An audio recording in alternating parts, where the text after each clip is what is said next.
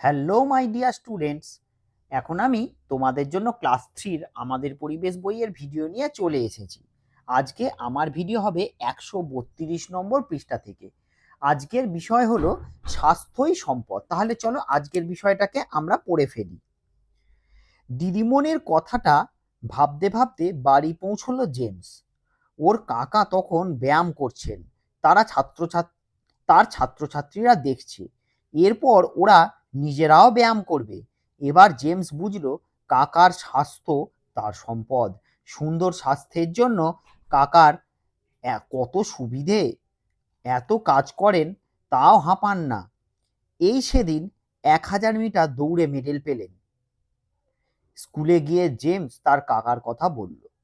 দিদিমণি বললেন, সুস্থ শরীরই আমাদের সম্পদ হতে পারে, তার জন্য কয়েকটা নিয়ম মেনে চলতে হয়। তাহলে আমাদের সম্পদ কোনটা হতে পারে? সুস্থ শরীরটাই কিন্তু আমাদের সম্পদ হতে পারে। তাহলে সুস্থ শরীর রাখতে গেলে কটা নিয়ম তো আমাদের মানতেই হবে। জেমস বলল, কাকা বলেন সময় মেনে ঠিকঠাক খাবার খাওয়া, জল খাওয়া আর ব্যায়াম করা দরকার। তাহলে কি সময় মেনে ঠিকঠাক খাবার খাওয়া, জল খাওয়া আর ব্যায়াম করা কিন্তু খুবই দরকার। টিকাই বলল, সাঁতার কাটাও খুব দরকার, তাতে ব্যায়াম হয়, ভালো ঘুম হয়, শরীর আরো ভালো থাকে। রিমঝিম বলল, আমি আজ সকালে 3 গ্লাস জল খেয়েছি, এবার থেকে রোজই ঠিকঠাক জল খাবো।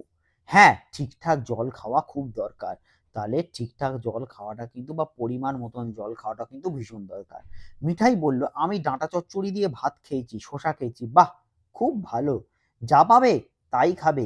কি কি করতে হয় তা তোমরা বেশ জানো। শরীর ভালো থাকলে সব কাজই আনন্দের, শরীর খারাপ হলে কাজের উদ্যমে ঘাটতি হয়। তাহলে আমাদের যখন শরীর খারাপ হয় তখন কি আমাদের কাজ করতে মন লাগে? তখন আমরা কাজ করতে পারি না। চিত্ত বলল, আমার ঠাকুরদাও তাই বলতেন, তোমরা চেষ্টা করো যাতে তোমাদের সবার স্বাস্থ্যই নিজের কাছে সম্পদ হয়ে ওঠে। ঠিক আছে, তাহলে এই বিষয়টা কিন্তু আমরা পড়ে ফেললাম। আমরা কি জানলাম? স্বাস্থ্যই সম্পদ, অর্থাৎ সুস্থ থাকাটাই কিন্তু সবচেয়ে গুরুত্বপূর্ণ। ঠিক আছে, এবারে দেখো কি করতে বলেছে। তোমার চেনা মানুষদের কার স্বাস্থ্য ভালো আর কার স্বাস্থ্য খারাপ নিজেরা বুঝে নিচে লেখো। তাহলে আমাদের পরিবারের মধ্যে থেকে আমরা যাদের স্বাস্থ্য ভালো আর যাদের স্বাস্থ্য খারাপ সেটা আমরা নিজেরা গুছিয়ে লিখবো। ঠিক আছে, চলো প্রথমে আমরা 5টা নাম লিখে ফেলি। চলো, অমিত দাস। ঠিক আছে, আচ্ছা, অমিত দাস। অমিত দাস কে হন? ধরো এখানে লিখে দিই কাকা। তোমরা তোমাদের বাড়ির আত্মীয় স্বজনের নাম লিখবে অবশ্যই। ঠিক আছে, আচ্ছা, অক্ষয় দাস। এটা কে? এটা হচ্ছে দাদু। আর কি লিখতে পারি? মুনমুন দাস। কে হয়? বোন। লক্ষ্মী দাস। কে হয়? দিদিমা। অজয় দাস। কে হয়? ভাই। ঠিক আছে, তাহলে আমাদের পরিবারের এই কজনের নাম কিন্তু আমি লিখলাম। ঠিক আছে, এবার স্বাস্থ্য ভালো নাকি খারাপ?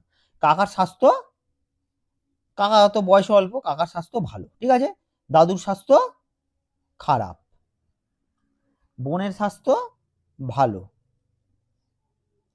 দিদিমার স্বাস্থ্য খারাপ, ভাইয়ের স্বাস্থ্য ভালো। কেন এমন ভাবছো? নিয়মিত শরীর চর্চা করেন, তাই কাকার স্বাস্থ্য ভালো। ঠিক আছে, অক্ষয় দাস, দাদুর স্বাস্থ্য খারাপ কেন? নিয়মিত শরীর চর্চা করেন না। বোন স্বাস্থ্য ভালো, তাহলে যার স্বাস্থ্য ভালো সে কি করে? নিশ্চয়ই নিয়মিত শরীর চর্চা করে। নিয়মিত শরীর চর্চা করে। দিদিমার শরীর খারাপ, তাহলে নিয়মিত শরীর চর্চা করেন না। ভাইয়ের শরীর ভালো কেন?